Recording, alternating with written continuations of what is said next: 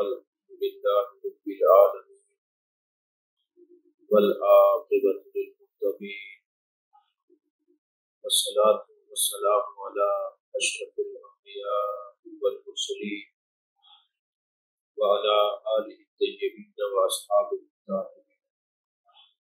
أما بعد فأعوذ بالله من الشيطان الرجيم. بسم الله الرحمن الرحيم. قل هو الله أحد الله الصمد لم يلد ولم يولد ولم يكن له كفوا أحد. قال الله تبارك وتعالى في مقام آخر: ألا إن أولياء الله لا خوف عليهم ولا هم يحزنون.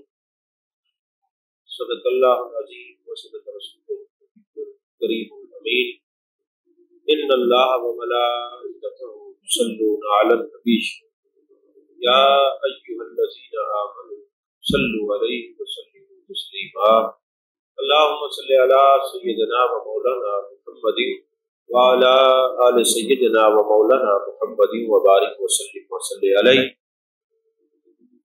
الصلاة والسلام عليك يا رسول الله وعلى آلك وأصحابك يا حبيب الله. تمام تعریفیں اللہ تبارک و تعالیٰ کے لیے جو خالق کائنات بھی ہے، مالک شرکیات بھی ہے، جو احد بھی ہے، صمد بھی ہے، جس کی شان لم یلد بھی ہے ولم یولد بھی. لا تعداد درود و سلام بارگاہ سید الانام، شفیع رحمت، والی امت، شاہ خوباں، جان جانا، شہنشاہ حسینہ، سید سروراں، سیاح لا مکاں، تتیمہ دوراں، سرخیل زہرہ جمالا، رازدان ما اوہا، شاہد ما طغا، صاحب علم نشرا، معصوم آمنہ، احمد مجتبی حضرت محمد مصطفیٰ صلی اللہ علیہ وآلہ وصحبہ وبارک وسلم اپنی دربار ناز میں اپنی عقیدتوں، ارادتوں، محبتوں کا خراج پیش کرنے کے بعد آج کی یہ روحانی، عرفانی، ایمانی اور قرآنی محفل پاک حضرت پیر دستگیر، پیر ماں دستگیر ماں، غوث سمدانی، قطب ربانی، شہباز لامکانی، قندیل نورانی، حضرت سیدنا سیدی شیخ عبد القادر جیلانی قدس سرہ العزیز کی 11ویں شریف کی محفل پاک. میرے دائمہ میرا مان بڑھانے کے لیے علماء تشریف فرما ہے. اللہ تعالیٰ تمام علماء ربانیین اور عوام اہل سنت کی اور محبوب پاک صلی اللہ علیہ وسلم کی ساری امت کی خیر فرمائے. عزیزان محترم، آج کی یہ جو محفل پاک ہے یہ درس قرآن ہے اور آپ کے سامنے سورہ اخلاص شریف، جس کو سورہ توحید بھی کہتے ہیں، اس پر کلام کرنے کی سعادت حاصل کر رہا ہوں. اگر آپ توجہ سے بات کو سنیں گے، دائیں بائیں نہیں دیکھیں گے، اشارے کی نائے سے پرہیز کریں گے اور موبائل کی جان چھوڑ دیں گے تو آپ کو بہت کچھ سمجھ آئے. عزیزان محترم، یہ جو دروس قرآن ہوتے ہیں ان کی بہت فضیلتیں بڑی جامعت کے ساتھ آپ سنتے آئے ہیں، علماء بیان فرماتے ہیں. اور اس کی سب سے بڑی جو خوبی ہے نا درس قرآن کی، وہ یہ ہے کہ جان کائنات، جان عالم مصطفیٰ، جان رحمت صلی اللہ علیہ وسلم مسجد نبی شریف میں تشریف لے گئے. مختلف حلقہ جات موجود تھے، کہیں سبحان اللہ، الحمدللہ، لا الہ الا اللہ کا ذکر ہو رہا تھا. میرے جان کائنات، جان عالم مصطفیٰ، جان رحمت صلی اللہ علیہ وسلم نے سب کو شاباش دی. اور ایک جگہ ایسی تھی جہاں حضرت عبداللہ بن مسعود رضی اللہ تعالیٰ عنہ قرآن پاک کے اسرار اور رموز پر گفتگو فرما رہے تھے تو جان عالم جان کائنات صلی اللہ علیہ وسلم نے وہاں پہ جلوہ گری فرمائی، اور لوگوں نے سوال کیا کہ حضور والا سارے حلقہ جات تو اللہ کا ذکر کر رہے ہیں، سب کو آپ نے شاباش دی ہے، یہ جہاں قرآن کے اسرار اور رموز بیان ہو رہے تھے وہاں آپ نے جلوہ گری فرمائی، ان سب میں اعلیٰ کون ہے؟ تو میرے آقا کریم صلی اللہ علیہ وسلم نے فرمایا انما انا بعثت معلما، چونکہ مجھے معلم بنا کے بھیجا گیا ہے، ان میں سب سے بہترین حلقہ درس قرآن والوں کا ہے۔ اس کی بیٹے تھوڑی سی آواز کھول دو اور کھول کے پھر چھوڑ دو، پھر ہاتھ نہیں لگانا۔ تو سب سے بہترین جو ہیں وہ درس قرآن والے ہیں، اور ایک جملہ محبوب نے ارشاد فرمایا، اس جملے کو علماء ظواہر نے بھی پڑھا، علماء بواطن نے بھی پڑھا، علماء ربانیین نے بھی پڑھا، علماء سو نے بھی پڑھا۔ میرے آقا نے فرمایا یہ سب سے اعلیٰ ہے، ہم یہی جلوہ فرما ہو گئے۔ جب ظواہر نے پڑھا تو انہوں نے معنی یہ نکالا کہ محبوب کا پسندیدہ ہے، اب جب علماء بواطن نے پڑھا انہوں نے کہا جہاں درس قرآن ہوتا ہے محبوب وہیں جلوہ گر ہوتے ہیں۔ تو حضور والا یہ جو سورہ اخلاص شریف ہے، سب سے پہلے جو لفظ ہے اللہ نے کیا فرمایا؟ قل، محبوب آپ ارشاد فرمائیے، محبوب آپ ارشاد فرمائیے۔ اب یہ اللہ اپنے محبوب کو کیوں فرما رہا ہے؟ اے میرے محبوب اپنے لب ناز کو تھوڑی جنبش دیجئے اور ان کو بتائیے هو اللہ احد، وہ اللہ ایک ہے۔ ذرا محبت سے آپ سنیں گے تو آپ کے دل میں ایک لذت بھی ہوگی اور دل مزکا مصفا اور مجلہ بھی ہوگا۔ اب اللہ تبارک و تعالیٰ خود فرما دیتا، اعلان فرماتا میں ایک ہوں، تو قادر ہے، ہر شے پہ قدیر ہے، لیکن فرمائے محبوب آپ فرمائے کہ وہ ایک ہے، یہ محبوب آپ فرمائے کہ وہ ایک ہے، اس میں راز کیا تھا؟ ایک بات تو یاد رکھیے، آج جو بھی اٹھتا ہے سوشل میڈیا پہ ایک سوال قائم کر دیتا ہے، یارو قرآن مجید پڑھنے کے لیے کسی علوم کی ضرورت نہیں ہے، آپ ڈائریکٹ جو ہے نا قرآن پاک پڑھا کریں، کسی استاد کی ضرورت نہیں۔ اور دلیل وہ کیا دیتے ہیں؟ وَلَقَدْ يَسَّرْنَا الْقُرْآنَ لِلذِّكْرِ فَهَلْ مِن مُدَّكِرٍ، اس میں تو کوئی شک نہیں ہے یہ قرآن پاک کی آیت ہے، اور آپ کو منع کس نے کیا ہے کہ آپ قرآن نہ پڑھیں؟ لیکن یاد رکھیے قرآن پاک کو سمجھنے کے لیے 20 علوم کی ضرورت ہے جن کو علوم عالیہ کہا جاتا ہے، اور اگر کوئی علوم عالیہ نہیں پڑھتا تو پھر ان کو ان علوم کے بغیر قرآن پاک کی الف کی بھی سمجھ نہیں آتی، اور وہ کہتے ہیں کہ آپ نے قرآن کو سمجھنے کے لیے کسی علم کی ضرورت نہیں، خود آپ سمجھیں۔ جب یہ سوشل میڈیا پر اس قسم کی باتیں ہوتی ہیں تو ہمارے جو حضرات ہیں جن کو اعلیٰ حضرت نے کالی بھیڑیں کہا ہے، ان کا کوئی پتہ نہیں چلتا، جس طرح کوئی ہانک دے یہ چلے جاتے ہیں۔ اچھا یہاں پر علماء کو چھوڑ کے باقی جتنے دانشور بیٹھے ہیں، عقل و خرد کے مالک بیٹھے، مجھے ایک بات بتائیں، قرآن میں اللہ نے فرمایا نا جھوٹے پر لعنت ہے، بولیے یہ آیت ہے نا قرآن میں ہے کہ جھوٹے پر لعنت ہے؟ اچھا یہ بتائیں ان میں کوئی جھوٹے مخصوص ہیں یا سارے جھوٹے ہیں؟ اگر آپ کہتے ہیں کہ جناب مخصوص جھوٹے ہیں تو پھر آپ نے یہ جو تخصص نکالا ہے یہ آپ نے کون سی کتاب میں پڑھا ہے؟ قرآن میں تو نہیں ہے۔ اور اگر آپ یہ کہتے ہیں کہ سارے ہی جھوٹے ہیں تو پھر یہ کہاں سے آپ نے پڑھا؟ یہ تو قرآن میں نہیں ہے کہ سارے جھوٹے ہیں یا کم جھوٹے ہیں۔ اچھا یہ بتائیں اگر آپ کے محلے میں سے کوئی اٹھے اور جا کے عدالت میں جھوٹی گواہی دے دے تو وہ اس پہ لعنت ہوگی یا رحمت ہوگی؟ اچھا جھوٹی گواہی اس نے دیکھا بھی نہیں ہے، اور گواہ ہوتا کون ہے؟ یہ جو آپ کے لا کی کتابیں پڑھائی جاتی ہیں نا، پی پی سی سی پی سی، یہ 2 کتابیں ہیں لا کی، یہ پڑھائی جاتی ہیں، تو اس میں یہ بتایا جاتا ہے کہ شاہد وہ ہوتا ہے، ماشاءاللہ یہ لائر بھی یہاں وکلا بھی تشریف فرمائے، ایسے ہے نا جی، اس میں شاہد کون ہوتا ہے؟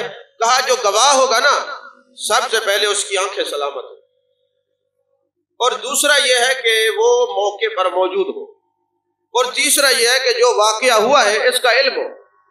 اگر یہ ساری باتیں، یہ ساری خوبیاں اس کے اندر موجود ہیں تو اس کو عدالت کہتی ہے یہ شاہد ٹھیک ہے، یہ قاذب نہیں ہے، یہ جھوٹ نہیں بول رہا، یہ حقیقی معنوں میں شاہد ہے، کیونکہ اس کی آنکھیں بھی سلامت ہیں، یہ موقع پر موجود بھی ہے اور اس کو واقعہ کا علم بھی ہے، اس لیے یہ شاہد ٹھیک ہے، یہ گواہ ٹھیک ہے، یہ صحیح گواہ دے گا۔ اچھا، اس کو تو یہ قانون نے گواہی کی، یہ کیفیت بیان کی ہے، حیثیت بتائی ہے کہ یہ گواہ ایسا ہے۔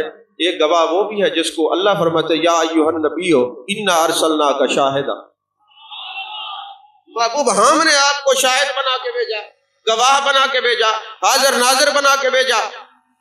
تو جب تمہاری طرف گواہ ایسا ہو جو دیکھ نہ سکے، جس کو واقعے کا علم نہ ہو، جو آ نہ سکے، پہنچ نہ سکے، وہ شاہد تم نہیں مانتے، تو پھر اس شاہد کی عظمت کو بھی مانو نا جس کو خدا نے شاہد بنا کے بھیجا ہے۔ ان کو بھی شاہد مانو نا، پھر ان کی حقیقت کو بھی مانو نا کہ شاہد کہتے کس کو ہے۔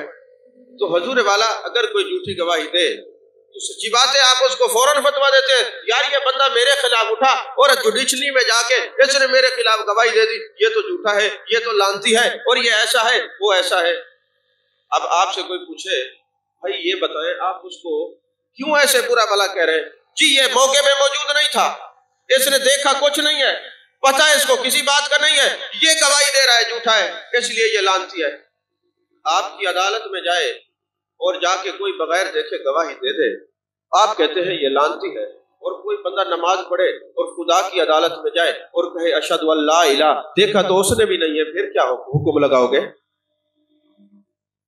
توجہ ہے کہ نہیں ہے؟ پھر کیا حکم لگاؤ گے؟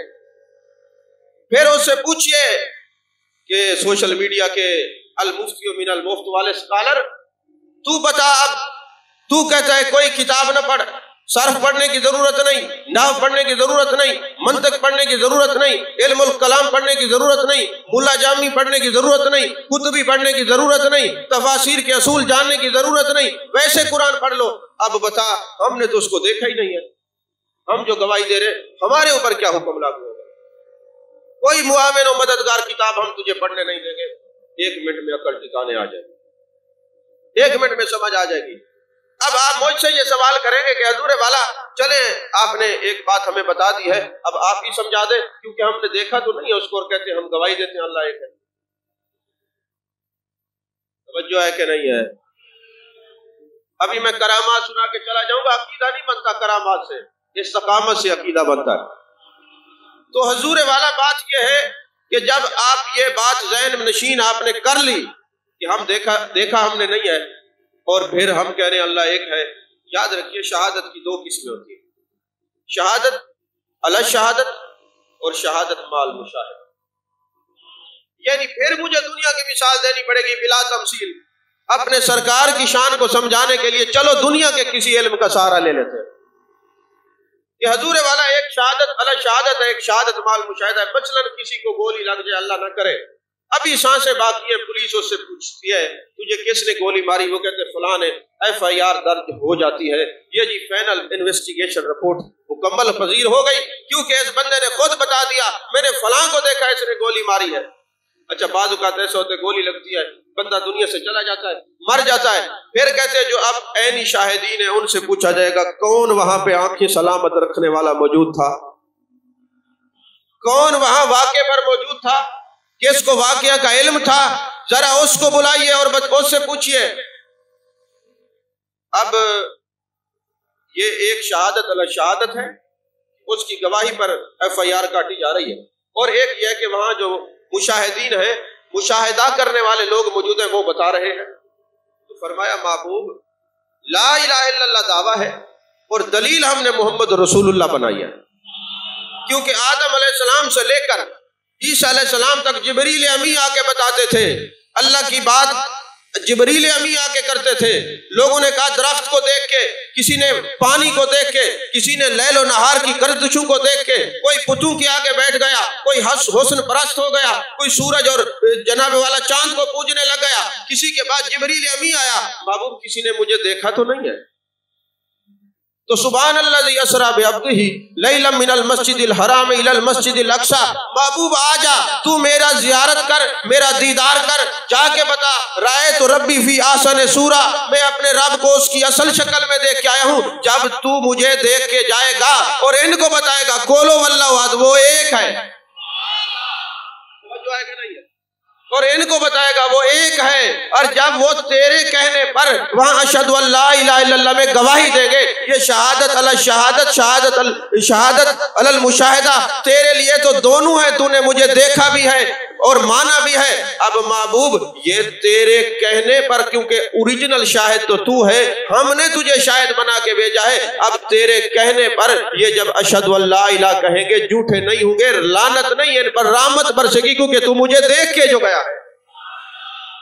توجہ ہے کہ نہیں؟ محبوب آپ بتائیں قولوا واللہ احد، آپ فرمائیں وہ ایک ہے۔ محبوب وہ ایک ہے کیونکہ جتنے آئے جبریل امین نے بتایا، انہوں نے مختلف، دیکھیں نا تفسیر کبیر کے اندر ایک مثال موجود ہے کہ ایک فلسفی ایک بڑھیا کے پاس گیا اور بڑھیا چرخہ کاٹ رہی تھی، اور جب اس کے پاس گیا تو پوچھنے لگا ماں تجھے پتا ہے اللہ ہے؟ کہ ہاں بیٹے ہے۔ تجھے کس نے بتایا؟ کہا مجھے میرے چرخے نے بتایا۔ اماں تجھے یہ معرفت چرخے نے کیسے دیا ہے؟ تجھے کیسے پتا چلا اللہ ہے؟ اس نے کہا بیٹے یہ چھوٹا سا چرخہ ہے، اس کی ہتھی لگی، اس کو میں چلاتی ہوں، یہ چلتا ہے، روکتی ہوں، روکتا ہے۔ جب چھوٹا سا چرخہ بغیر چلانے والے کے چل نہیں سکتا، یہ نظام کائنات کو کوئی چلاتا ہوگا نا۔ امام فخر الدین رازی نے کہا نظام کائنات کو تو کوئی چلاتا ہوگا نا، تو جو چلاتا ہے وہی تو خدا ہے۔ تو کہتی ہے اماں یہ بتا ایک ہے یا دو ہیں؟ کہا ایک ہے۔ کہا تجھے کس نے بتایا؟ کہا مجھے میرے چرخے نے بتایا۔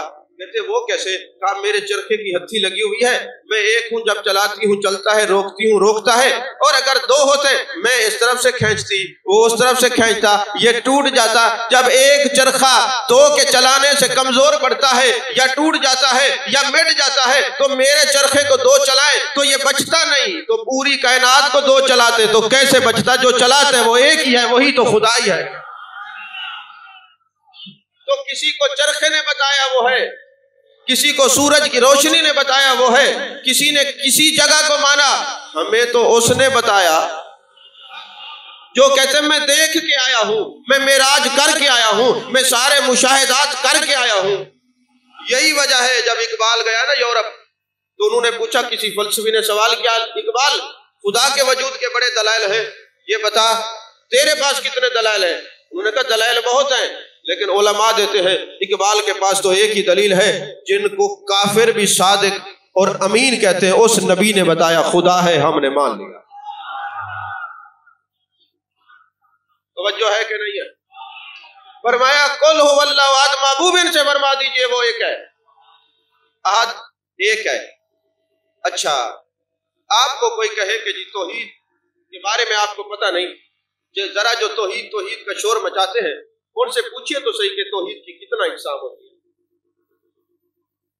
ذرا ان سے سوال تو کیجئے منشأ توحید کیا ہے۔ ایک صاحب ہمارے پاس مناظرہ کرنے کے لیے آئے تو توحید پر بحث ہو رہی تھی، میں نے کہا جی منشأ توحید بتائیے کیا ہے؟ کہتے جی اللہ ایک ہے، اللہ کو ایک ماننا۔ میں نے کہا یہ تو اس کی تعریف کر رہا ہے، ڈیفینیشن کر رہا ہے، میں نے منشأ توحید پوچھا ہے، اس توحید کا منشأ کیا ہے یہ بتاؤ، اور پھر بتا تو جو ہم پر توحید پر بات کرنا چاہتا ہے توحید کی اقسام کتنی ہے؟ کہتے جی توحید تو توحید ہوتی ہے۔ میں نے کہا نہیں، توحید کی اقسام ہے، تو کوئی پڑھتا تو تجھے پتا ہوتا، اور تو توحید کی بات کرنے کے لیے آیا ہے، بتا توحید کی تو 4 اقسام ہیں، توحید عددی ہے، توحید جنسی ہے، توحید معنوی ہے، اور توحید نوعی ہے، اور توحید حقیقی ہے۔ تو نے کون سی توحید پر بات کرنی ہے؟ اگر کوئی کہے کہ توحید عددی مانتا ہوں وہ مسلمان نہیں رہتا، کیونکہ جو ایک آپ سمجھتے ہیں اس کا نصف ہو سکتا ہے، ایک کے بعد گنتی ہو سکتی ہے، یہ ایک وہ ہے کہ جس کی کوئی مثال ہی نہیں ہے، وہ بلا تمثیل ایک ہے، اس ایک کو اس پر ایک پر نہ سمجھنا۔ توجہ ہے کہ نہیں ہے؟ اگر توحید عددی سمجھو گے تو پھر گنتی شروع ہو جائے گی، پھر نصف بھی ہوگا، تو توحید عددی خدا کے لیے ماننا یہ کفر اور شرک ہے۔ کہا توحید جنسی بھی آدم ایک تھا، اب پوری دنیا میں کائنات میں آدمیت آپ کو بستی ہوئی نظر آتی ہے تو توحید جنسی خدا کے لیے ماننا یہ بھی کفر ہے. تو توحید نوعی ہے. میں نے کہا یہ بنی نوع انسان، یہ نوع جو ہے یہ حادث ہے، وہ ذات تو قدیم ہے. توجہ ہے کہ نہیں ہے؟ آج تقریر تھوڑی مشکل ہے، اب یہ آسان ہو جائے گی، ذرا توجہ سے.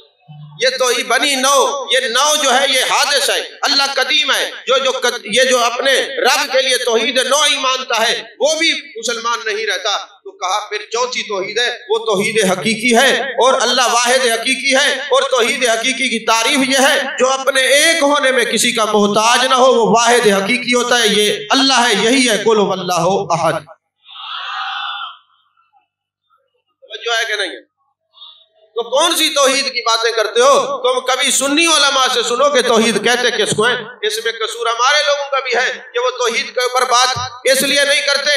وہ ان کا نظریہ بھی ٹھیک ہے. کائنات میں کتنے ایسے لوگ دنیا میں وجود رکھتے ہیں جو خدا کے وجود کے منکر ہیں، مگر کائنات میں کوئی ایک ایسا شخص نہیں جو خدا کو مانتا ہو مگر جو مصطفیٰ کو مانتا ہو مگر میرے خدا کو نہ مانتا ہو. کیونکہ مصطفیٰ کو مانیں گے تب جا کے خدا کی پہچان ہوگی. اس لیے یہ مصطفیٰ صلی اللہ علیہ وسلم کرتے ہیں، اس لیے کہ جو نبی کو مانے گا تو لفظ کل کا ادراک ہو جائے گا، کل سے سمجھ آ جاتی ہے. یہ کل کا معنی سمجھ گئے، جو کل کو سمجھ جائے وہ احد کو بھی سمجھ ہی جاتا ہے. توجہ ہے کہ نہیں؟ جو اپنے ایک ہونے میں کسی کا محتاج نہ ہو وہ واحد حقیقی ہے. اور اللہ کے لیے جو توحید مانی جاتی ہے وہ توحید حقیقی ہے. اور اگر کوئی آپ کے پاس مواحد آئے اور جو لفظی مواحد ہے عملی نہیں ہے تو اس سے پوچھنا کہ خدا کے لیے کون سی توحید ہوگی، تو انشاءاللہ اس کو پتہ نہیں ہوگا. کیونکہ جن کتابوں میں یہ بحثیں ہیں وہاں تک پہنچنا ہر ایک کے بس کی بات ہی نہیں ہے. توجہ ہے کہ نہیں ہے؟ محبوب آپ فرما دیجیے وہ ایک ہے اللہ الصمد، وہ بے نیاز ہے. اب لفظ بے نیاز پر تو یہ ہے، اگر کسی آپ بندے سے پوچھ لینا کتنا بڑا بھی ہو کہ جناب یہ بسم اللہ الرحمن الرحیم میں رحمان بھی رحمت کرنے والا ہے، رحیم بھی رحمت کرنے والا ہے، اس میں تو صفت مشبہ ہے، اس میں یہ رحمان اور رحیم اکٹھا کیوں ہے؟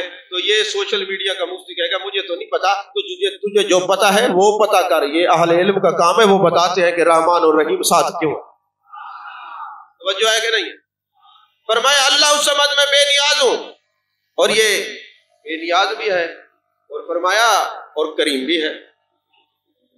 تمہاری عبادت کی اس کو ضرورت نہیں ہے، عبادت تم کرو گے، تمہیں اس کی ضرورت ہے کہ تم مقام ابدیت پر پہنچ جاؤ گے. کئی جاہل پھٹک جاتے ہیں اور وہ کہتے ہیں کہ جی معاذ اللہ وہ بندے کو خدا مان لیتے ہیں. اور کئی ہمارے معاشرے میں ایسے نظر آتے ہیں ان کو پتہ حقیقت کا علم نہیں ہوتا. وہ کہتے ہیں جی ہم نے جس کے ہاتھ میں ہاتھ دیا معاذ اللہ ثم معاذ اللہ، ہم اس کو انسان نہیں سمجھتے، ہم اس کو کچھ سمجھتے ہیں. میں نے کہا تم جو سمجھتے ہو یہ عقل کا فطور ہے، کاش جس کو تم سمجھتے ہو وہ بندہ ہی بن جائے تو بہت بڑی بات ہے.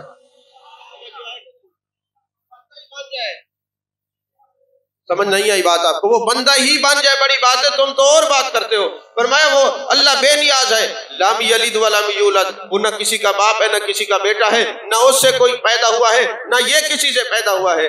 اچھا اللہ نے اپنی شان یہ بیان کر دی کہ نہ وہ کسی کا باپ ہے نہ کسی کا بیٹا ہے.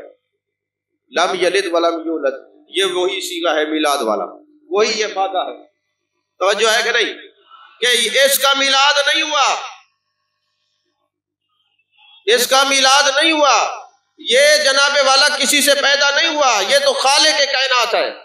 یہ نہ کسی کا باپ ہے نہ کسی کا بیٹا ہے. تو جن کا ہم میلاد مناتے ہیں ان کا باپ بھی ہے، وہ کسی کے بیٹے بھی ہیں. کہتے میلاد مناتے ہو شرک ہے. میں نے کہا شرک تب ہوگا جب ہم خدا کا میلاد منائیں گے. میلاد منا کے ہم شرک کو توڑتے ہیں. جس کا میلاد ہے وہ میلاد ہی بتا رہے کہ وہ پیدا ہوا ہے تو میلاد مناتے ہیں.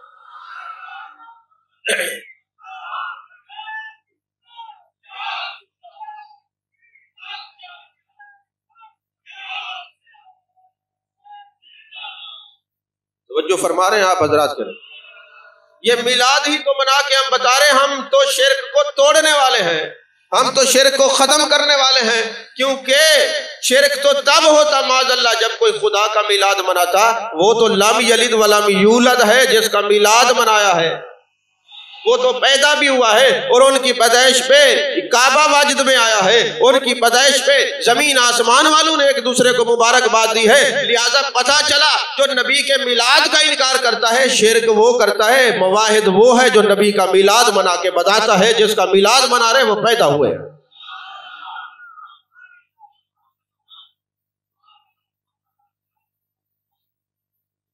اچھا یاد رکھیں، یہ جو سورہ اخلاص ہے نا، یہ اللہ کو بہت پسند ہے، کیونکہ لوگ کہتے یا رسول اللہ صلی اللہ علیہ وسلم ہم نے تو جن کو خدا، اچھا یہ جو مشرک تھے نا، ان کے پانی والے برسانے والے اور خدا تھے، روزی دینے والے اور تھے، معاذ اللہ ستو کے انہوں نے بت بنائے ہوئے تھے، جہاں بھوک لگتی اپنے ہی خدا کو وہاں پہ رگڑ کے کھا جاتے تھے۔ اتنا جہلیت کا ان کا وہ تھا۔ جب یہ سارے اکٹھے ہو کے آئے نا کہ جی ہمارے تو جو ہیں وہ ایسے ہیں، تو اے محبوب آپ کا خدا کیسا ہے؟ فرمایا قل هو اللہ احد، محبوب تو دیکھ کے گئے بتا وہ ایک ہے۔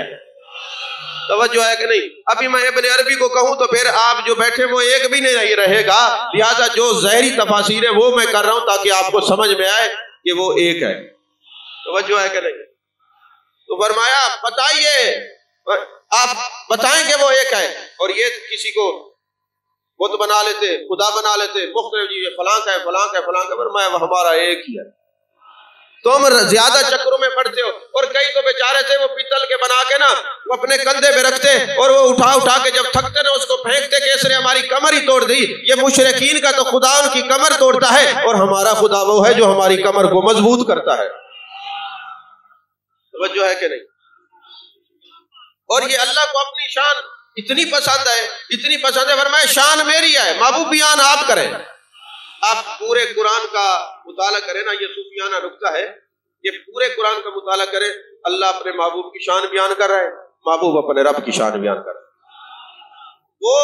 وہ زمین پہ محبوب کی طرف بھیجتے ہیں، میرا محبوب ایسا ہے، ان کے آگے نہ چلو، اونچی آواز میں بات نہ کرو، دروازے پہ کھڑے ہو کے آواز نہ دو، میرے نبی کے پیچھے پیچھے چلو، میرے نبی کی اطاعت کرو، میرے نبی کے سامنے ایسے نہ بیٹھو، ایسے بیٹھو، ایسے بیٹھو۔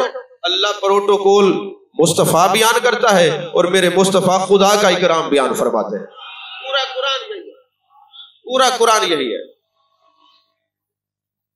ایک جگہ مجھے عرس پہ جانا ہوا، ضروری نہیں کہ سارے لوگ علماء ہوں، کئی وہ بالکل ہی خود ساختہ تصور میں گم ہوتے ہیں۔ وہاں پہ جناب محفل میلاد ہوئی، تقریر ہماری تھی، تقریر کے بعد جناب ایک بندہ آیا، حضرت کیا کریں؟ میں نے کہا ختم شروع۔ وہ کہنے لگا اللہ اکبر، ختم تو کل خانی میں پڑھا جاتا ہے، جو پیر صاحب موجود ہے، یہ ختم تو کل خانی میں پڑھا جاتا ہے، تو خوشی کے موقع پر میلاد میں کیسا ختم؟ میں نے کہا آپ کو پتہ ہی نہیں ہے، ایک نعت وہ ہے جو خالق کے کائنات لکھے، اور ایک نعت ہے جو مخلوق لکھے۔ اور میں بڑے دکھ سے یہ کہہ رہا ہوں، جہاں بھی ہماری کہیں محافل ہوتی ہے نا، تھوڑی سی تلاوت ہوتی ہے، اس کے بعد ساری رات نعت خوان آتے ہیں، جتنے آپ ان کو پیسے دیتے ہیں، جو پروفیشنل نعت ہے، جو دل سے پڑھنے والے، اللہ ماشاءاللہ کا تو قانون موجود ہے نا، جو جن کے لباس بھی عجیب ہوتے ہیں، پتہ نہیں آپ کا پیسہ وہ کہاں جا کے حرام کرتے ہیں۔ یہ آپ کا ان کو بلانا اور ان پر پیسے نچھاور کرنا، اس بات کا اظہار ہوتا ہے کہ آپ کو اپنے رب سے تعلق کتنا۔ آپ نے محفلوں سے قرآن نکالا، اور اس عوام نے اپنے گھروں سے قرآن کو نکال کے رکھ دیا ہے۔ یہ 93 اور 95 کے اندر جب صبح کی نماز پڑھ کے لوگ نکلتے تھے نا مساجد سے، گھروں سے قرآن پاک کی تلاوت کی آوازیں آتی تھیں۔ آپ ایمان سے بتائیں آپ میں سے کتنے ہیں جنہوں نے کافی عرصے ہو گئے قرآن کو کھول کے نہیں؟ جب سے قرآن سے ہمارا تعلق کمزور پڑا ہے، ہم ذلیل ہو رہے ہیں، ہم پستی کے گہرے کنویں کے اندر گر چکے ہیں۔ اب بلندی پہ جانا ہے تو میرے مصطفیٰ نے فرمایا لوگوں اگر یہ چاہتے ہو ان اللہ یرفع بہذا الکتاب اقواما، اگر قومیں ذلیل ہو جائیں اور یہ چاہیں کہ ہم پھر عرفہ اور اعلیٰ مقام پہ پہنچ جائیں، تو قرآن کا سہارا لے کے اٹھنا، پھر اللہ تمہاری عزتوں کو اور بحال فرما دے گا۔ میرے آقا کریم صلی اللہ علیہ وسلم نے ارشاد فرمایا دلوں کو زنگ لگتا ہے، یہ حدیث پاک ہے، اور پھر زنگ اتارنے کے لیے جس فرمایا جیسے لوہے کو زنگ لگتا ہے، ریگ مار زنگ کو اتارتا ہے، دل کو زنگ لگ جائے تو ذکر الہی سے پھر زنگ اترتا ہے۔ تو جب محبوب فرمائے زنگ لگتا ہے، تو آج زندگیاں گزر گئی ہیں، یہاں بابے بیٹھے ہیں ہمارے سٹیجوں پہ، نہ زنگ اترنے کا ذکر ہوتا ہے نہ زنگ لگنے کا ذکر ہوتا ہے. تو جب زنگ لگنے کا ذکر نہیں ہوگا اس نوجوان نسل کو پتہ کیسے چلے گا؟ ہمارے دلوں میں زنگ لگ گیا، اس لیے ہم سوشل میڈیا کے مفتی سنتے ہیں، ہمارے دل ناپاک ہو گئے ہیں، یہ کالے ہو گئے ہیں. اب ان کو اس کو اتارنا کیسے ہے؟ کہا تعلق کے قرآن مضبوط کر لو، ذکر الہی کیا کرو، یہ تمہارے دلوں کو مزکا مسوّع اور مجلہ کر دے گا. آج تو کیا ہوتا ہے، ہمارے جناب والا نقیب محفل کھڑے ہو جاتے ہیں، نعت خوان کھڑے ہو جاتے ہیں، جناب دائیں ہاتھ کھڑا کریں گے جنت میں جائیں گے، بائیں ہاتھ کھڑا کریں گے عمرے پہ جائیں گے. خدا کی قسم نہ ہاتھ کھڑا کرنے سے کوئی عمرے پہ جاتا ہے نہ جنت میں جاتا ہے، اس لیے کہ یہ سودا اتنا سستا نہیں ہے. اگر یہ سودا اتنا سستا ہوتا تو حضرت بلال رضی اللہ تعالیٰ عنہ کو جب حضرت صدیق اکبر رضی اللہ تعالیٰ عنہ خرید کرنے کے لیے گئے ہیں تو کتنی قیمت مانگی اس نے؟ امیہ نے کہا 5 اوقیہ سونا. 5 اوقیہ سونا. آپ کو پتہ ہے 5 اوقیہ کتنا ہوتا ہے؟ آپ اگر گرام بنائے نا تو سونے کا کوئی کام کرنے والا بیٹھا تو آپ کو بتائے گا کہ یہ اس وقت کے 32 تولے بنتے ہیں. 32 تولے سونا دے کر حضرت بلال رضی اللہ تعالیٰ عنہ کو حضرت صدیق اکبر رضی اللہ تعالیٰ عنہ نے خریدا. 32 تولے. اور اس وقت تولہ 2.5 لاکھ سے زیادہ ہے، یعنی کروڑوں روپے خرچ کر کے میرے بلال کو خریدا گیا ہے. وہ ہاتھ کھڑا کر کے سبحان اللہ کر کے مصطفیٰ تک نہیں پہنچے. اس سودے کو اتنا سستا نہ کرے خدا را. اس پر جانیں قربان ہوئی ہے. حضرت سمیہ کو شہید کیا گیا، حضرت زنیرہ کی بینائی چلی گئی، عمار بن یاسر کے پر تشدد کیے گئے، مصعب بن عمیر نے ساری کائنات لٹا دی، سارا کچھ لٹا کے وہ در یار تک پہنچے ہیں، اور تم ہاتھ کھڑا کر کے کہتے ہو مدینے تک پہنچ جائیں گے. ہو ہی نہیں سکتا. یہ قدم پیچھے چلا کے تو یحببکم اللہ ہو سکتا ہے، ہاتھ کھڑے کر کے نہیں. یہ تم نے اپنے نفس کو دھوکے میں رکھا ہے. خدا کو جان دینی ہے یہ نفس کا دھوکہ ہے، اور سچائی یہ ہے یا قرآن سے تعلق مضبوط کر لو یا صاحب قرآن سے تعلق مضبوط کر لو.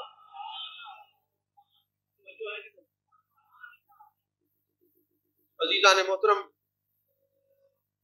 یہ سورہ اخلاص اللہ کو اتنا پسند ہے. یاد رکھیے نبی کا معاملہ ہو، خدا کا معاملہ ہو، محبت کے لیے دلیل نہیں، محبت خود بڑی دلیل ہوتی ہے. اس پر میں آپ کو یاد کروں کہ حضرت ابو ہریرہ رضی اللہ تعالیٰ عنہ راوی ہیں، حضرت عبداللہ بن مسعود بھی راوی ہیں، اور بھی متعدد جتنی قرآن پاک کی تفاسیر ہیں آپ ساری اٹھا کے دیکھ لیں، اس میں یہ بات موجود ہے کہ قرآن میں جب آپ نماز پڑھا کریں نا، قرآن کے اندر سورتوں کی ترتیب کا خیال کریں. بڑی صورتوں اور آیات کی بات اس لیے نہیں کرتا کہ حافظ کم بیٹھے، چھوٹی چھوٹی صورتوں کو یاد کرنے والے 20 صورتوں کو یاد کر کے بھی نماز پڑھنے والے ماشاءاللہ موجود ہیں. تو قرآن میں نماز میں قرآن کی صورتوں کی ترتیب یہ ہے کہ جو آپ نے صورت پڑھی ہے اگلی رکعت کے اندر اس کے ساتھ والی صورت پڑھیں، یا پھر 2 صورتوں کا وقفہ دے کے تیسری صورت پڑھیں، اس ایک صورت کو چھوڑ کے اگلی صورت نہ پڑھیں. یہ ترتیب ہے نماز، ایسے ہے نا. تو اب یہ جناب والا ہوتا کیا ہے کہ اگر آپ نے کوئی صورت پڑھی ہے تو اس کے ساتھ والی پڑھے، یا جناب والا 2 چھوڑ کے پڑھے. جیسے کہ آپ اذا جاء پڑھتے ہیں، اس کے بعد کیا ہے؟ اس کے بعد کیا ہے؟ قل هو اللہ ہے. یا تو آپ جناب والا قل هو اللہ پڑھے یا قل اعوذ برب الفلق پڑھے. ایک چھوڑ کے وقفہ جو ہے نا یہ یا ساتھ والی پڑھے یا 2 چھوڑ کے آپ نے یہ پڑھنا ہے. یہ ترتیب نے وہ کہا نے مقرر کیا، شریعت کا یہ حسن ہے. اب ہوتا کیا ہے، ایک امام ہے وہ جب بھی نماز پڑھتا ہے وہ جناب والا فاتحہ پڑھتا ہے، سورت کے بعد قل هو اللہ شریف ضرور پڑھتا ہے. اب جب یہ بات جانے کائنات جانے عالم مصطفیٰ جانے رحمت صلی اللہ علیہ وسلم تک پہنچی، میرے آقا کریم صلی اللہ علیہ وسلم نے اس سے پوچھا تم ایسا کیوں کرتے ہو؟ ابھی اس نے جواب نہیں دیا. اس نے جواب دیا محبوب چونکہ مجھے اس سورت سے پیار ہے. فوراً جبریل امی آتے ہیں، اللہ فرماتے محبوب اس کو خوشخبری دے جنت کی، اس کو اس سورت سے پیار ہے، مجھے اس کی سورت سے پیار ہے. اب یہ اللہ اور اس کے رسول کی ذات کے لیے محبت خود دلیل ہے. اب یہ چوٹیاں رکھنا یہ ہندوؤں کا طریقہ ہے، شریعت نے منع کیا ہے. لیکن حضرت ابو معذورہ رضی اللہ تعالیٰ عنہ جب حضرت بلال کی نقل کرتے ہیں، آزان دیتے ہیں، تو میرے آقا ان کے سر پہ ہاتھ پھیرتے ہیں، اور جب وہ گھر جاتے ہیں تو ماں نے کہا بیٹا سنا کیفیت کیسی ہے؟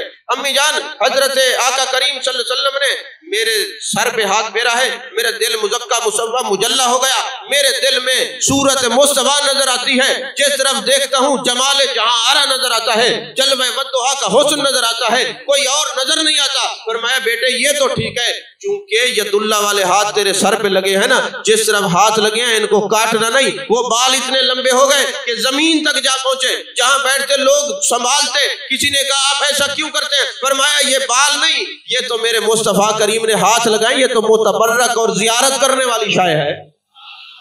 اب کوئی کہے یہ تو منع تھا، تم نے کیوں کہا؟ کہا محبت بہت بڑی دلیل ہوتی ہے، لیکن محبت ہو یا خدا کے معاملے میں یا میرے مصطفیٰ کریم کے معاملے میں، اپنی ذات کے لیے نہیں۔ تو یہ یاد رکھیں، فرمایا وَلَمْ يَكُنْ لَهُ كُفُوًا أَحَدٌ، اس کا کوئی ہمسر نہیں۔ اچھا، اللہ تبارک و تعالیٰ کو یہ کہنے کی کیا ضرورت پڑی؟ نہ یہ کسی کا باپ ہے، نہ کسی کا بیٹا، اور یہ اس کا کوئی ہمسر نہیں۔ مفسرین کرام نے لکھا بات دراصل یہ ہے کہ چونکہ جتنے انبیاء آئے، لوگ ان کے معجزات دیکھ کر پٹڑی سے اتر جاتے تھے۔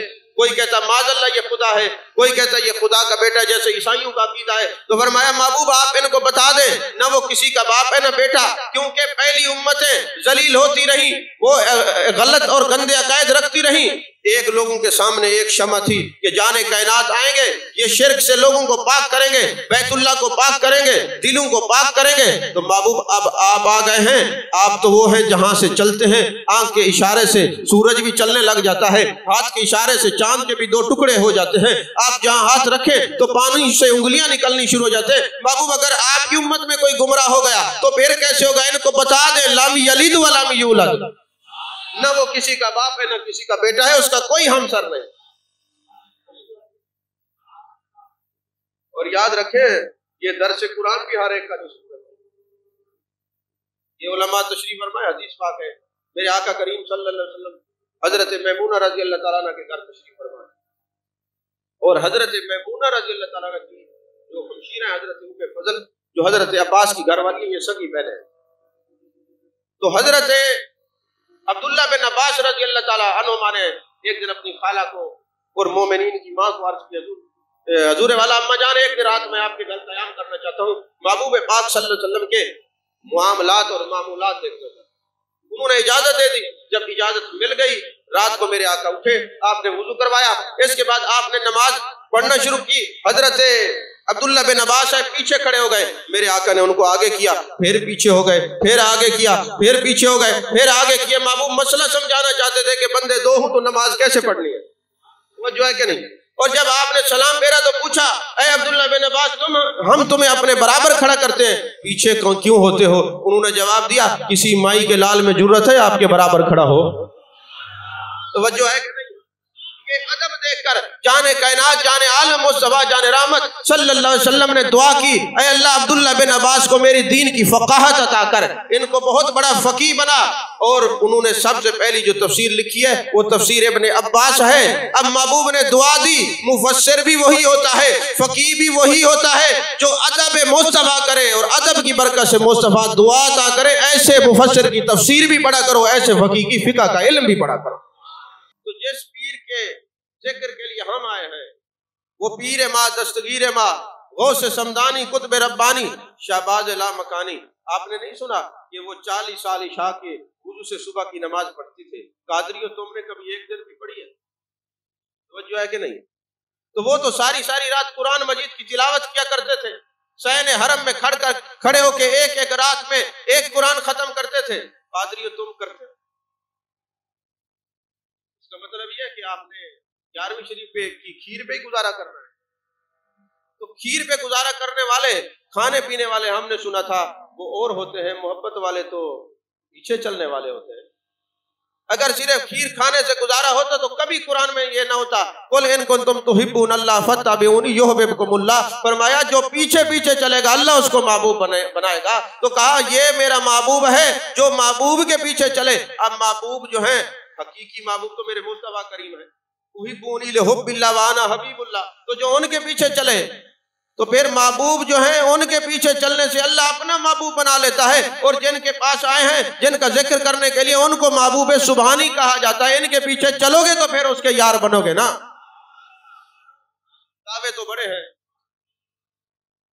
اور ایک مرتبہ ایسا ہوا، کتابوں کے اندر یہ موجود ہے، جب حضرت غوث الثقلین رضی اللہ تعالیٰ عنہ، ابھی آپ تقریر نہیں کرتے، یہاں میں ایک بات عرض کر دوں، اس وقت میں جتنے علماء اپنی زندگی میں دیکھتا ہوں نا، ان میں سے چند ایسے ہیں جس میں ہمارے قبلہ پیر حامد سرفراز سے علامہ اقبال ہو بھی ہے. یہ وہ لوگ ہیں جنہوں نے پڑھا تو ہے مگر تقریریں نہیں. تقریریں تب کی جب شیخ نے کہا آپ بولو. ایک ہوتا ہے خود بولنا. اب یہ جو آج کل امت میں بگاڑ پیدا ہو رہا ہے اور روز نئی باتیں نکل رہی ہیں، یہ وہ لوگ ہیں جو شوق سے خطیب بنے ہیں، اور جو ملا رہے ہیں یہ کسی کی نگاہ سے خطیب بنے ہیں. یہ جو امت کو ملا رہے ہیں یہ کسی کی نگاہ سے خطیب بنے ہیں. اور یہ غوث ثقلین، غوث سمدانی، قطب ربانی، شہباز لامکانی، حضرت سیدنا شیخ عبد القادر جیلانی قدس سر العزیز، سارے علوم عقلیہ نقلیہ کرنے کے بعد، پڑھنے کے بعد تقریر نہیں کرتے. ایک دن جانے کائنات، جانے عالم مصطفیٰ، جانے رحمت صلی اللہ علیہ وسلم کا دیدار ہوا. فرمایا میرے بیٹے عبد القادر تقریر کیا کرو. میرا پیر تو وہ ہے جو خطیب خود نہیں بنایا گیا ہے. خطیب خود نہیں بنا، خود اپنی طرف سے نہیں بنا. محبوب نے فرمایا عبد القادر خطاب کیا کرو. حضور میں اجمی ہوں اور مجھے عربی پر فصاحت و بلاغت نہیں، یہ آپ کی عاجزی ہے. عربی پر فصاحت و بلاغت نہیں. فرمایا منہ کھولو. میرے آقا نے 7 مرتبہ لعاب دہن عطا فرمایا. وہ لعاب نہیں تھا، علم و عرفان کی دولت تھی. اور پھر محبوب تشریف لے گئے. حضرت مولا کائنات حضرت علی کرم اللہ وجہ الکریم تشریف لائے. فرمایا میرے بیٹے عبد القادر تقریر کیا کرو. حضور والا فصیح اور بلیغ عربی نہیں بولتا، اجمی ہوں. فرمایا منہ کھولو. 6 مرتبہ لعاب دہن عطا فرمایا.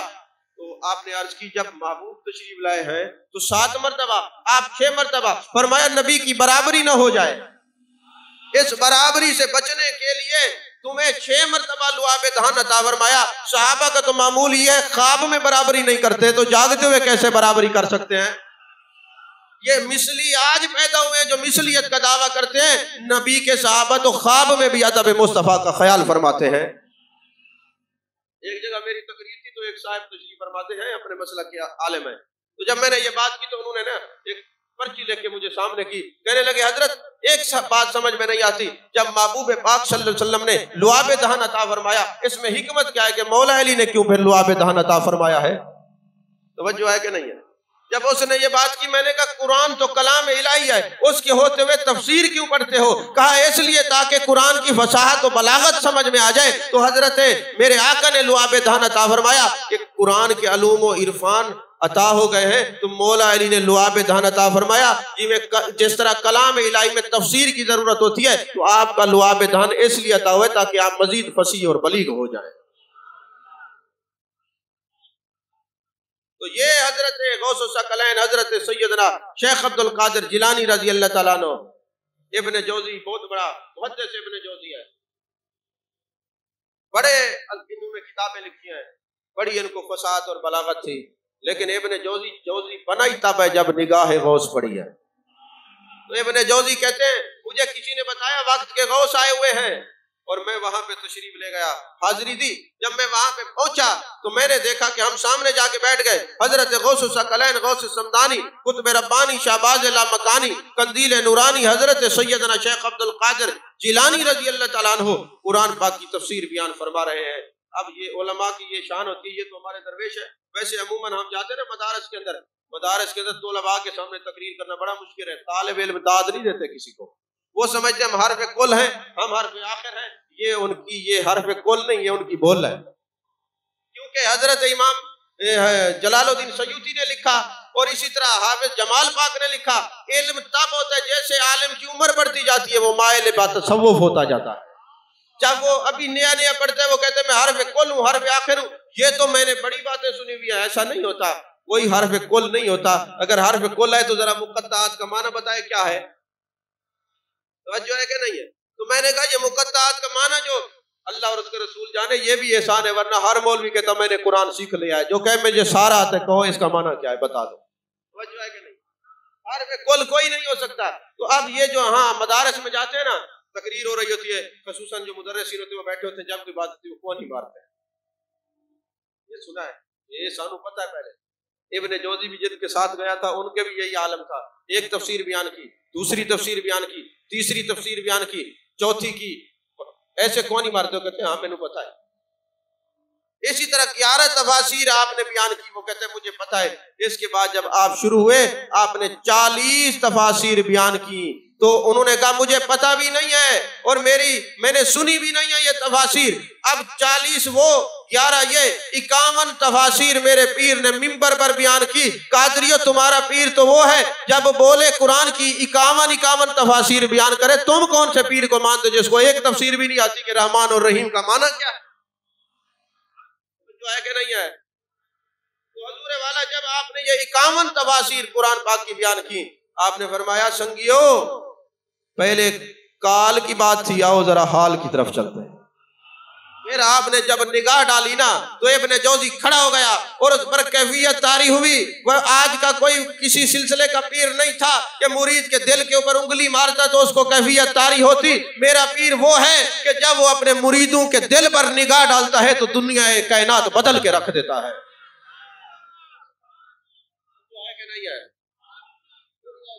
بدل کے رکھ دیتا ہے. ہم نے واجد کی کیفیات مرشد کی نگاہوں سے دیکھی ہے. یہ انگلی لگا کے نا دل کو اشارتاً کہہ کہ نہیں تو تھوڑا سا کر لوگوں پر روب طاری ہو جائے، ایسا نہیں ہے. بلکہ وہ جس پر نگاہ ڈالتے تھے دنیا کائنات بدل کے رکھ دیتے تھے، دل کو مزکا مصفا مجلہ کر کے رکھ دیتے تھے. یہ مرید کو کہنا نہیں پڑتا تھا کہ تو اپنے حال کی کیفیت طاری کر. کہتے یہ کال تو ہم نے بہت سنا ہے، حال تب ہوتا ہے جب حال والوں کی نگاہ پڑتی ہے، پھر حال سے بے حال ہو جاتا ہے، پھر حال سے بے حال ہوتا ہے.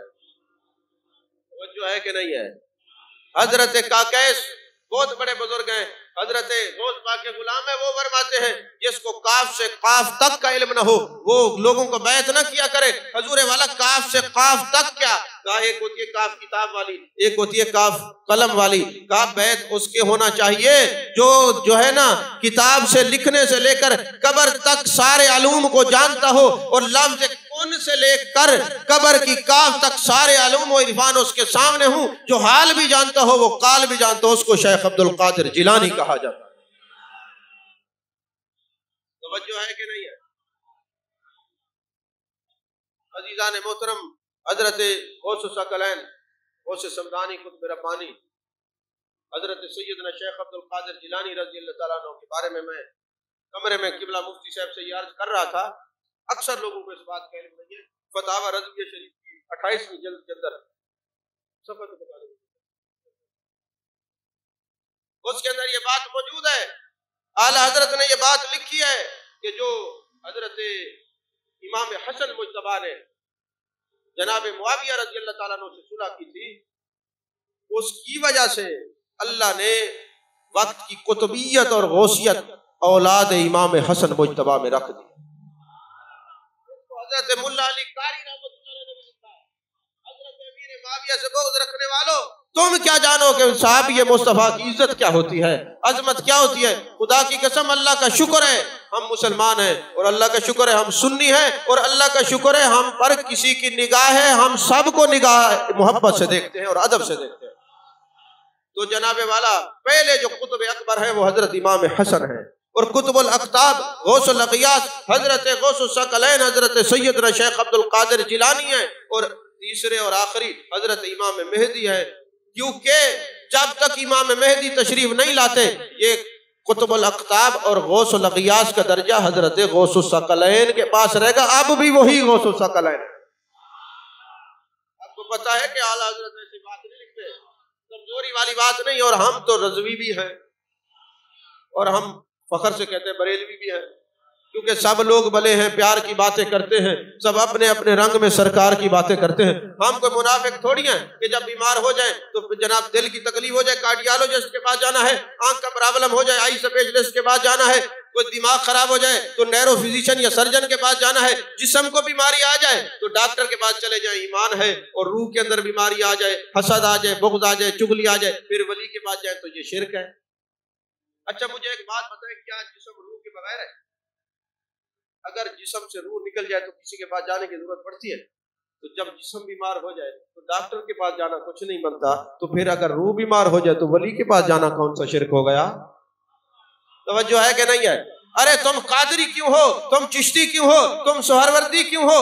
میں نے کہا تم سید کیوں ہو، تم جوئے کیوں ہو، تم فلانی فلانی برادری اور قوم کیوں رکھتے ہو؟ کیا اولاد آدم کافی نہیں تھا؟ کہا یہ پہچان کے لیے ہے۔ میں نے کہا جسم کی پہچان کے لیے تمہاری برادریاں ہیں، روح کی پہچان کے لیے پھر کوئی قادری ہے، کوئی سہروردی ہے، کوئی چشتی ہے، کوئی نقشبندی ہے۔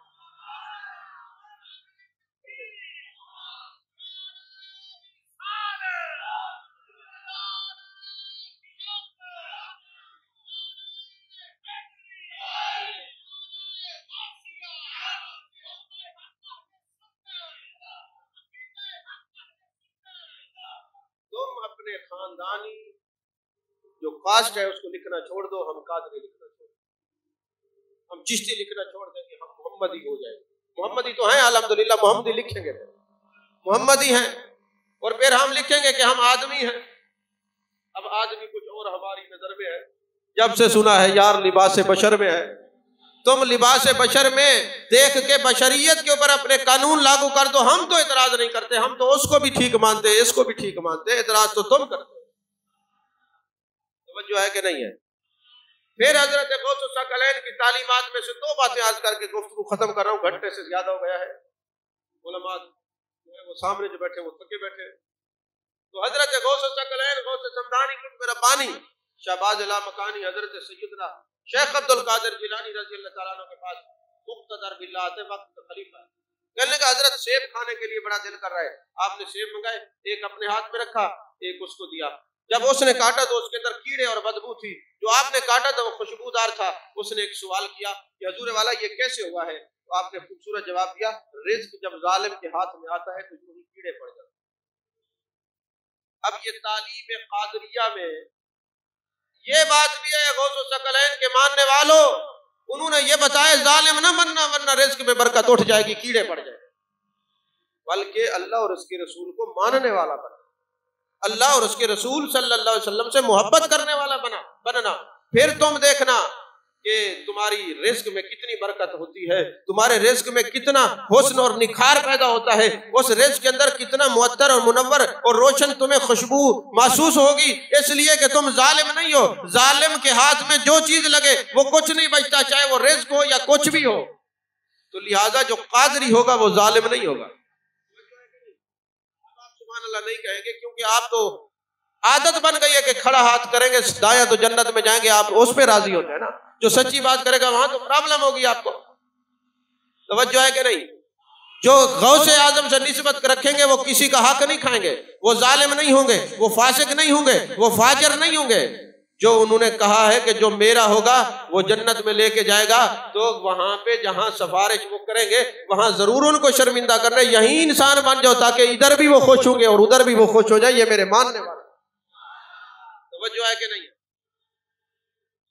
اور حضور والا ایک مرتبہ ایسا ہوا، وقت کا بادشاہ یہی آیا نا، آپ نے نذرانہ اس نے پیش کیا، تھیلی پیش کی، آپ نے فرمایا لے جو ہم نہیں لیتے، تخت سکندری پر وہ تھوکتے نہیں، بستر لگا ہوا ہو جن کا تیری گلی میں، ہم یہ نذرانے والے نہیں ہیں، ہم پیسے لینے والے، لے جاؤ یہاں سے۔ اس نے جب کہا حضور کرم فرمایا آپ کے لیے لایا ہوں، فرمایا میں نہیں لیتا۔ جب اس نے زیادہ زور دیا، آپ نے تھیلی پکڑی، اس کو دبایا تو خون نکلنا شروع ہو گیا، خون نکلنا شروع ہو گیا۔ جب خون نکلا نا، آپ نے فرمایا لوگوں کے خون کو تو اکٹھا کر کے میری خدمت میں دینا چاہتا ہے، ایسا لنگر کبھی قبول نہیں ہوگا۔ تو میں اپنے تمام محبین سے کہتا ہوں، بالخصوص خلفاء سے یہ کہا کرتا ہوں، ہمیں قادری اور ہمارے پیر کا طریقہ کار یہ تھا کہ جو لنگر آتا تھا تو اس کو دبایا تو خون نکلا، ہم تو وہ طاقت نہیں رکھتے، ہم تو صرف ان کا نام لے لے کے ہمارا کام چل رہا ہے، ہم خون تو نکال کے پتہ نہیں کر سکتے یہ حلال ہے یا حرام ہے، کم از کم حلال حرام کی تمیز تو کر سکتے ہیں۔ کوئی مرید نذرانہ دے پوچھ تو لیتے تو کام کیا کرتا ہے جو تو ہماری خدمت کر رہا ہے، حلال پیش کر رہا ہے یا حرام ہے؟ آدم رضی اللہ عنہ کو ضرورت کیا پڑی تھی اس تھیلی کو دبانے کی، خون نکالنے کی؟ پتا تھا نام قادری لیں گے حرام کی کمائی بھی ہضم کریں گے۔ میں بتا دوں جو اوریجنل قادری ہوگا حرام کے رزق کے قریب نہیں جائے گا، حرام کے رزق کے قریب نہیں جائے گا، وہ حلال حرام کی تمیز کرے گا، وہ مجلس میں آنے جانے والوں کو بیٹھنے والوں کو دیکھے گا کہ یہ رزق کہاں سے لا رہے ہیں، کہیں انہوں نے کوئی حرام کی شراب کاری کے پیسے سے تو خدمت نہیں کر رہے، یہ حلال اور حرام کی تمیز سکھائی گئی. یہ کس نے سکھائی؟ حضرت شیخ عبد القادر جیلانی رضی اللہ تعالیٰ عنہ نے. ہمارا قصور یہ ہے کہ ہم نے کھیر پر اکتفا کیا ہے، ان کی تعلیم پر اکتفا نہیں کیا. میرا پیر تو وہ ہے حلال حرام سے پہلے روکتا ہے، لنگر پھر کھلاتا ہے. توجہ ہے کہ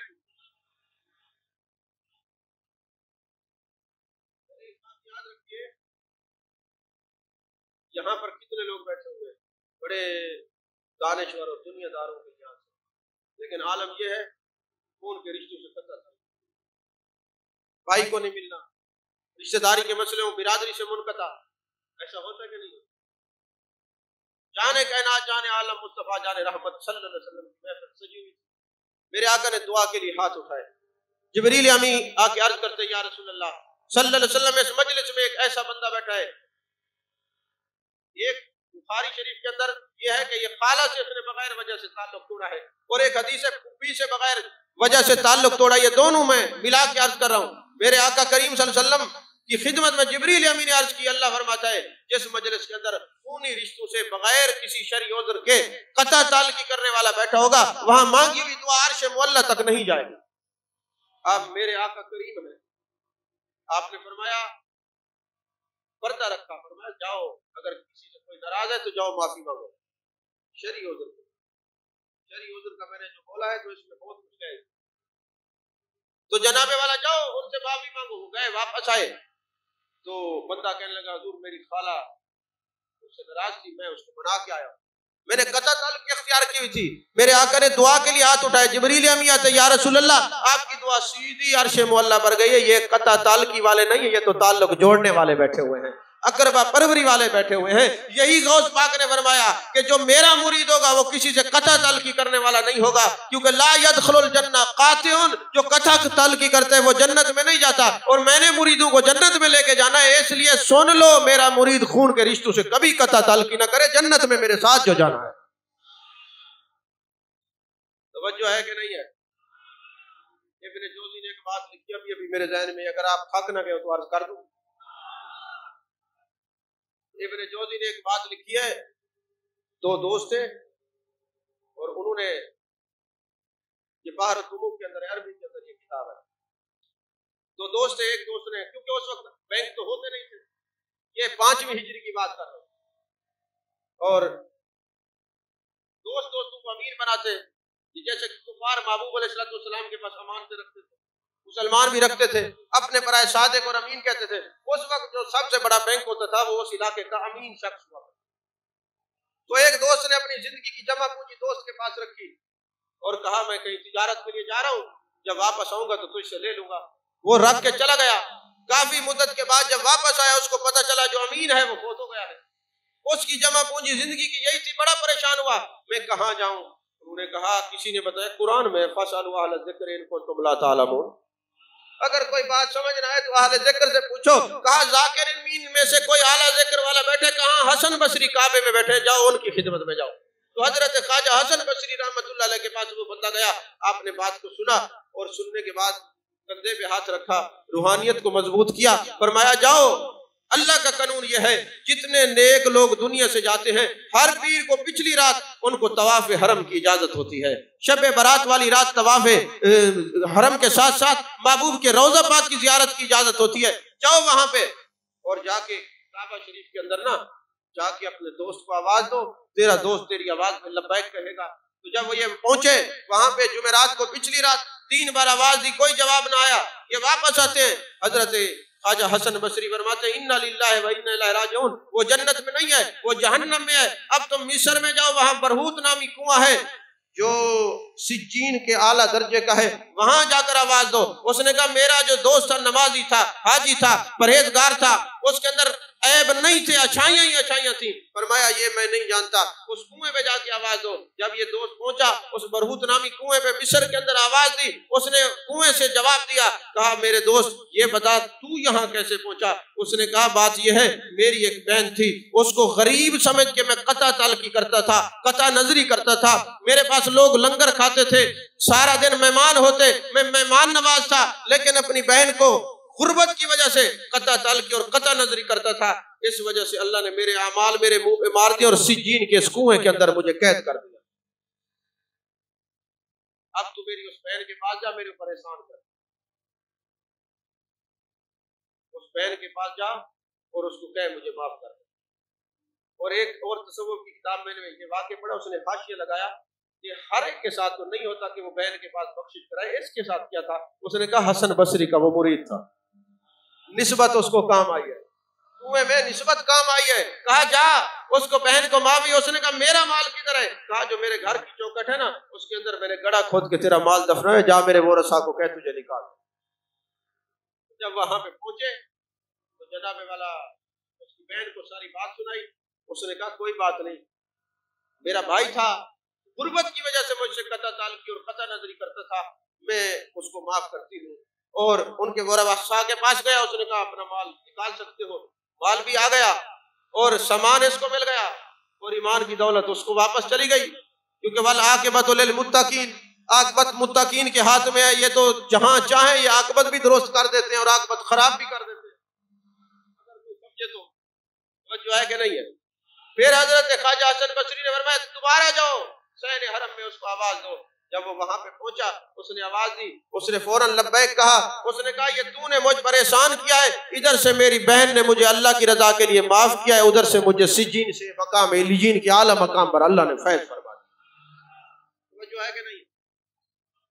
تو یہ تعلیمات ہے، کچھ لے کے جائیں۔ پھر آپ کہتے ہیں ہم دعائیں کرتے ہیں قبول نہیں ہوتی، پھر دیکھیں کہیں آپ نے بغیر کسی وجہ سے کسی خون کے رشتہ دار سے قطع تعلقی تو نہیں کی، یار دور نہ جو آپ لوگ ماں باپ سے سلام دعا نہیں کرتے۔ اس موبائل نے ذلیل کر کے رکھ دیا ہے، باپ سامنے بیٹھا ہے، بیٹا موبائل میں لگا ہوا ہے، وہ بات سننے کے لیے قائل نہیں ہے، یہ کڈنیپ کر کے رکھا ہے اس امت کو، اس نوجوان کو، اس نسل کو، اس خرابات کے اندر مبتلا ہے۔ بھائی بھائی کا انتظار کر رہا ہے، یہ موبائل کی جان چھوڑے تو میری بات، باپ جو ہے وہ انتظار کر رہے ہیں، ماں حیرت سے چہرے کو دیکھ رہی ہے، یہ موبائل کی جان چھوڑے، بیوی بچے انتظار کر رہے ہیں، انہوں نے قطع نظری کی ہوئی ہے، قطع نظری بھی گناہ ہے، قطع تعلقی بھی گناہ ہے۔ تو یہی میرے پیر نے فرمایا میرا مرید وہ ہوگا وہ کسی سے قطع نظری نہیں کرے گا، قطع تعلقی نہیں کرے گا، کیونکہ جنت میں میرے ساتھ رہنے، اور جنت میں قطع تعلقی والا جا نہیں سکتا۔ توجہ ہے کہ نہیں ہے؟ وہ بارے کبھی نہیں دیکھے تو دیکھ لیں، تقریر ویسے بھی ختم ہونے والی ہے، ہماری عوام میں یہی تربیت کا فقدان ہے، بس تھوڑی سی کو مسئلہ ہو ادھر ادھر دیکھنے لگتا ہے، وہ نہیں دیکھتے کہ یہ بات کیسی ہے۔ میرے پیر نے فرمایا بڑی بڑی عبادات کی ہے، بڑی بڑی ریاضات کی ہے، لیکن اللہ کے نزدیک سب سے جو قابل عبادت اور اللہ کو راضی کرنے والا جو مسئلہ ہے وہ کیا ہے؟ بھوکے کو کھانا۔ یہی وجہ ہے کہ قادریوں کا لنگر بند نہیں ہوتا، چشتیوں کا لنگر بند نہیں ہوتا، نقش بندیوں کا لنگر بند نہیں ہوتا، سوروردیوں کا لنگر بند نہیں ہوتا۔ کیوں؟ یہ سارے غوث اعظم کو اپنا پیر مانتے ہیں، کیونکہ یہ قطب الاقطاب ہے، جس پر یہ مہر لگاتے ہیں وہ ولی بنتا ہے، اور جو غوث اعظم کو ماننے والا ہوگا وہ لوگوں کو کھانا کھلانا اس کی رگ و ریشے میں ہوگا۔ کیوں کہ غوث اعظم نے کہا بڑے بڑے عمل کیے، لیکن خدا راضی تب ہوتا ہے جب بھوکے کو کھانا کھلایا جائے، دسترخوان وسیع کیا جائے۔ اللہ تعالی ہم سب کو اپنے پیر ماں دستگیر ماں غوث سمدانی قطب ربانی رضی اللہ تعالیٰ عنہ وارضاہ کی تعلیمات پر چلنے کی توفیق عطا فرمائے، آمین۔ وآخر دعوانا الحمدللہ۔